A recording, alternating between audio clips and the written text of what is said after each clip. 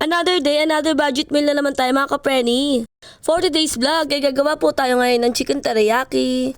Bumili lamang ako ng halagang 120 pesos na manok at iniwa ko lamang ito sa maninipis. At nang matapos na tinimplahan ko lamang ito ng pamintang pino, naglagay na rin ako rito ng isang pirasong itlog. Haluin gamit ang malinis na kamay.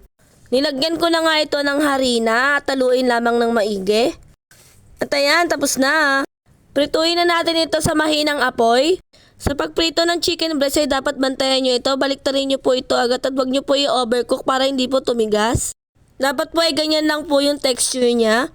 Nakadalawang salang na nga ako rito at sinet aside ko na. Sa paggawa ng ating magiging sauce ay naglagay lamang ako dito ng toyo. Tinimplahan ko na rin ito ng pamintang pino, bawang, luya, dahon ng sibuyas.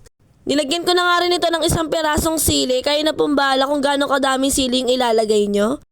Para naman mabalanse ang lasa ay naglagay lamang ako dito ng asukal para hindi ito maalat masyado.